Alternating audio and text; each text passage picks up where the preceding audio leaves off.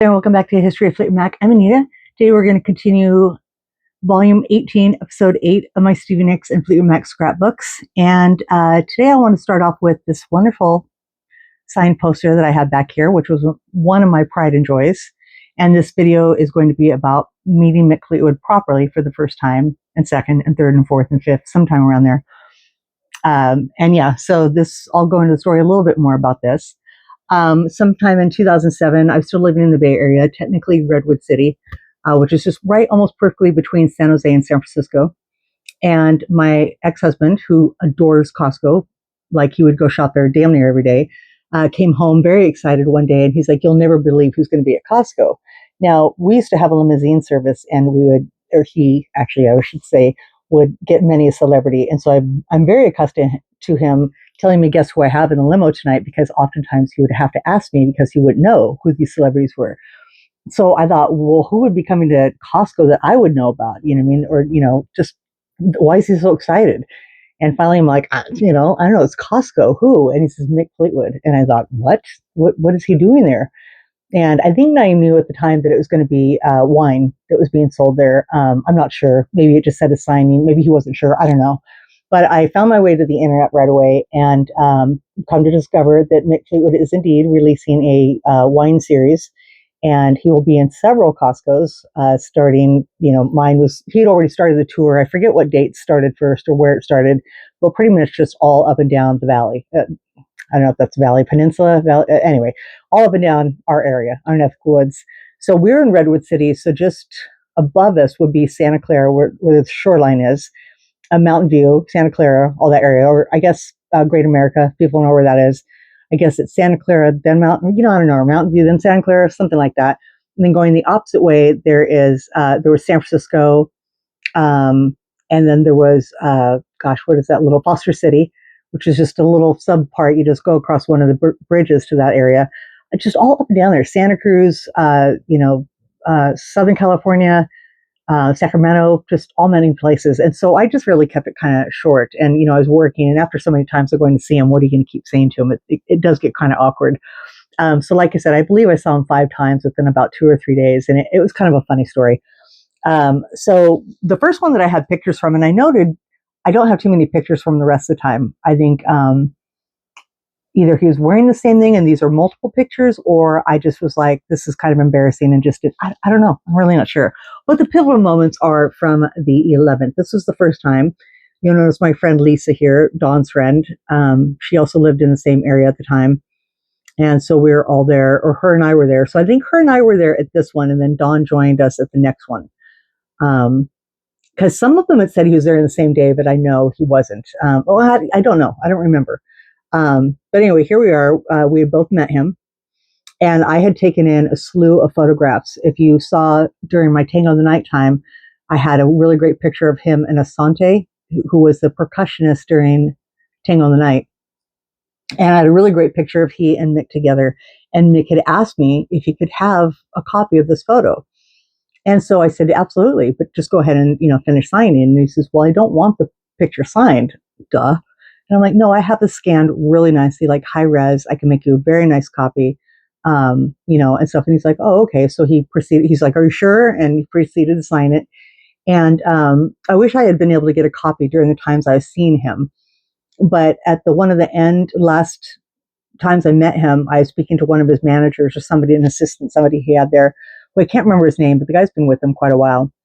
And I said, hey, Mick had wanted this photo. And by this time, this guy recognizes me as well. And so he says, oh, yeah, great. Let me give you my information. Just let me know. So it was only about a week later, I was able to get a nice print made and reached out to the guy. And it's nothing, no reply, no thank you. We changed our minds, or, oh, thank you so much. But you know what? We were just kidding. Nothing, not a damn word. So it was kind of like, okay, it's fine. I got everything I wanted, you know what I mean? But it was just kind of a bummer, a little bit of a bummer. Not because I thought we were going to end up being pen pals or something like that, but I was just really overjoyed that he respected and thought it was cool what I was bringing for him to be signed. And, I thought, well, absolutely, I would love for you to have a copy of this. It's kind of a, cool picture. So here you can see him signing one that I think I ended up giving this one to Dawn. This was a nice photo of him during the Tusk making the video. And there's that picture of he and Asante. You can kind of see in the background. But yeah, I think Dawn ended up having this one. I think I gave that one to her to be signed to her because she didn't have anything really nice with her. And then I'm trying to see here. You can kind of make out this one here. You've seen them all in my books, like from Rumors onward. But it was really nice. I was, kind of making a joke. I had gone to meet another favorite singer that I've mentioned several times, Susie and the Banshees, Susie Sue. And her and Stevie Nicks are just neck and neck. I mean, obviously, I'm hugely dedicated to collecting, and this whole deal with Stevie. I don't have remotely as much on Susie as I do on Stevie, but I'm a really big fan. And when I first met her, which is also, I think, the first celebrity I ever met, I again have these really cool, unusual photos. They're not just like the run of the mill, which whatever that is, that's kind of snotty right there, and you'll get why I'm saying this story. And several people in line to meet Susie had like the same album. They had like Peekaboo or Peep Show or whatever. Several things. And I turned to my friend. I'm like, oh, they brought that album. How original! And just being funny, just being kind of a jackass, which I fully admit that I was. And she turned to me. She's like, quit being a little bitch.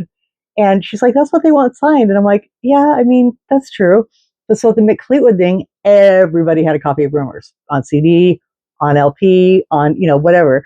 And it was just kind of like, I mean, yeah, that's really cool. Not everybody there is going to be a big fan like I am, like where you want all the stuff on there. But it's kind of nice to bring something to the table for somebody and have them be like, oh, this is different. And I like to invoke that with them, not to show off, not to be, I mean, there's a little bit of me who's in line and people are like, oh, what's that picture or something? And I'm like, well, I happen to have that. Joking, but talking to them like that. But I mean, that's happened to me with Mick. It happened to me with Rick Springfield.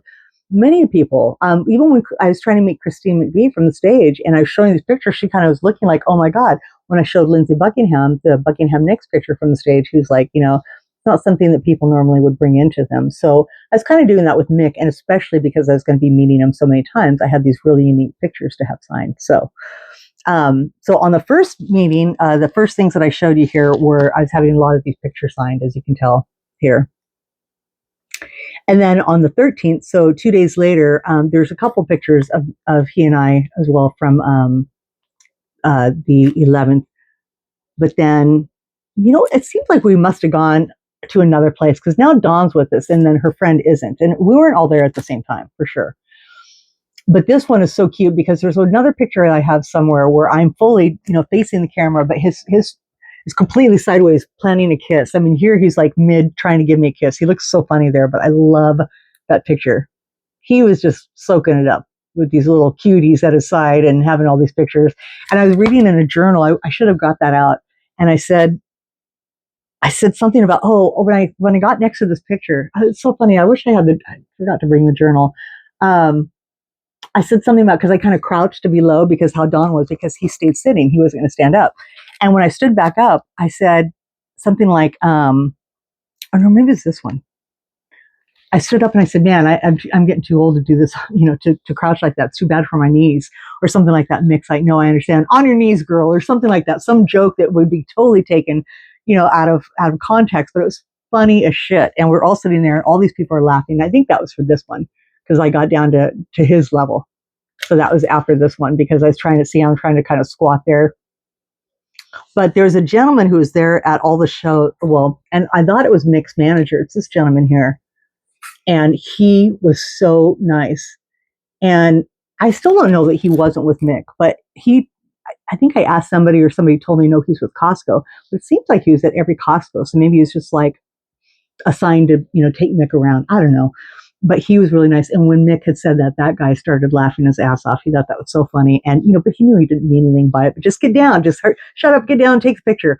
That's all it was meant by it. But it's still funny with the double innuendo. So yeah, this happened on the 13th, wearing a completely different outfit. So this was on the 13th. And I swear still that this might have been a second time. So it said there was a schedule on the ledge that had happened, and that was a long time ago, and it never got updated.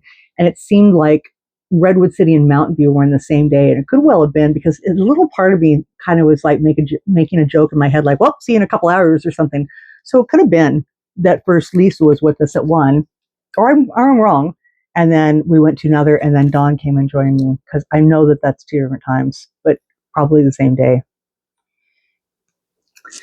So yeah, so coming back to the poster. So when I had the poster signed, as you can see, he's just, really proud of his work and thought that was really cool. And, they took it from me, but somebody with him took that for them as well. And of course, he asked about the poster. And I said, yeah, funny enough, it's really hard to come by. And he's like, I don't know that I've seen this before. And he did say those words a lot. And I'm thinking to myself, well, shit, I don't remember what happened yesterday. I can't think at the same time when I'm talking to you guys on these videos. What the hell is he going to remember about 30 years ago, let alone last week? I know he's healthy now, but back then, there's a lot of stuff involved. So he thought it was really nice. And just a heads up for the poster does say 1977 Greg Scott, the artist, I guess, published and distributed by Portal Publications Limited, Corte Madera, California. And it has a zip code and then a number next to it, which I guess is the print number. Not like this is an individual print. Well, actually, I don't know that. It says RP007. I don't know. But it's just regular, like a poster, texture and stuff. So he just thought it was really neat, and having him sign this like that to Anita. And, if you remember, Mick has or had dyslexia. So when he goes to sign stuff, he's very, he really takes his time. And if you have something here that, you've written your name down and he's signed it, he'll look here and then he'll look, just really to be diligent, make sure it's spelled right, and really takes his time. So first he'd done that and then signed, and then we were talking, and then he just drew this extra little thing on there, which just warmed my heart. It was just really nice. And I don't have room for this right now currently, so it's just nice to have this in my scrapbook, even though it's not the whole poster, it's a picture of the signature and stuff like that to have there. And then these glorious pictures. Both these pictures are just treasures in my life, just really great times. So that was that. And then, like I said, having the pictures, and and I could have brought it up to him, when I met him like several years later, about maybe possibly 10 years later, maybe it was 2017 or so, when I met him, when he did his other book, and there was a signing in Washington. And what was so funny is that, compared to him here at all these times, he was very, very outgoing and kind. It's very soft-spoken, very gentlemanly, funny, and smiled a lot. And it was completely focused in on whomever he was speaking to. He didn't get sidetracked or like bored. He just kind of wasn't looking around. He did kind of like putter around.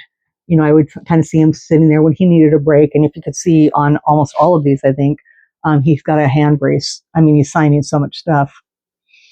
And, well, when I went to go meet him later, later, a few years later, he wasn't as polite. He's super nice. Do not misconstrue. And, I'm not saying bad things, and everybody has a day, right? But it just seems like I was so grateful for this, because, I had these times, like I said, it was so fun and so smiling and so nice. And he was very polite to us and stuff like that, but nothing like he was at these Costco stops. So I'm so, again, grateful to have that. Because had I had what I had at the bookshop, I would have been really happy about it, but I would have been like, it kind of sucks. I thought maybe he'd be a little bit more outgoing and such. And I had that. I had that in 2007. So I'm good. I'm totally happy. So besides that, I wanted to show you. Oh, it's so heavy. I did get one of the boxes, or I should say Dawn got me one of the boxes. And it had all the wines in it. And then he signed it to me here, so you can see up here. And this was on one of the other stops. This was on neither the 11th or the 13th. This was later. So I think that's why I don't have as many pictures. Or, I might. And I'll have to ask Dawn about that, because it seems like I had pictures of him signing this as well. And then inside you had, well, if you can see again, sorry, hold it all up. You had 1, 2, 3, 4, 5 different wines. And then inside all the wines that were in there, who'd signed them all. Now, what I noticed in here is that I have 2 2004 Merlots signed, and I have 2 2005 Cabernet Sauvignons. So I have two of each of these bottles. I'm going to guess because these were our favorites. This wine was pretty good. I'm not going to lie. I've never been a huge wine drinker, but my ex was, and these were pretty good. And Mick would tell you that these wines are not to be kept and saved. They're to be drank, soon. And I know that I have a couple bottles somewhere that have not been, and I don't even want to know what those probably look like on the inside. Bottle's still signed, but it is still sealed. But like I said, these are the same as I just showed you. Sorry. Should clean them up a little bit. So they're not all 5 in here, but all 5 that did come in here were signed, and that's possibly what the ones that are out, possibly because we didn't drink the white wines. I like white wine, but I do recall that it wasn't as nice as the red ones. The red ones were pretty good. And again, since being with Naeem, red wine is the way to go. I really do prefer red wine. So let me get these back in here, and I'll show you kind of how the layout is here.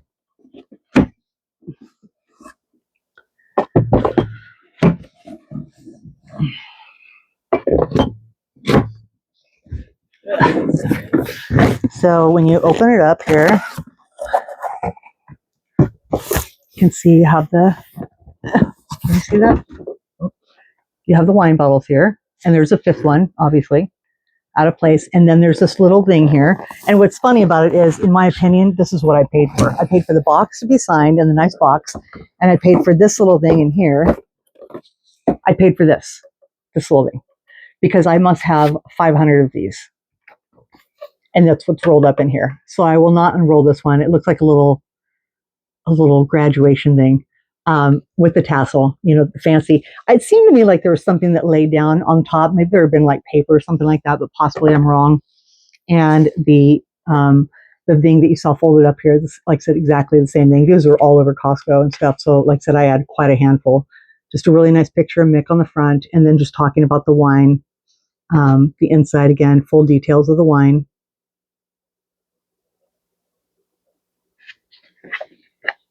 In the back.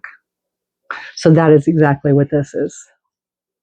So, the box is a little pricey. I'm not going to lie. I mean, I want to say that each bottle of wine was somewhere in the $20, maybe a little bit more, but it doesn't seem like it was. So 5 bottles right there, I mean, 20, it's $100, right?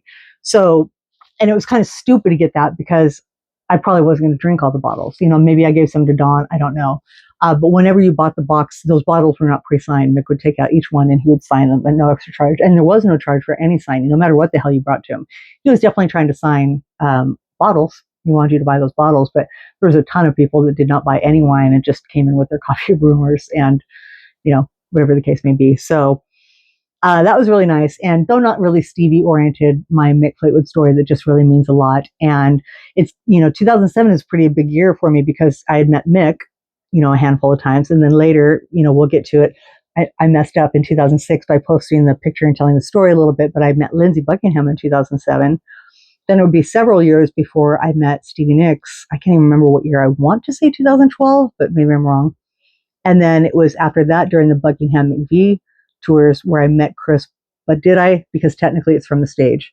So it was really special. But 2007 meeting Mick and Lindsey was pretty phenomenal. So that is my story. I'm sorry it went on for a little bit longer, but I hope you enjoyed these things. I hope there's some things maybe you hadn't seen. And yeah, that is the bulk of my mix. So I hope everybody had a great weekend and come back because I have another great show for you coming up tomorrow that took place July 26, 2007. So we'll talk about that then. Everybody have a great night. Bye.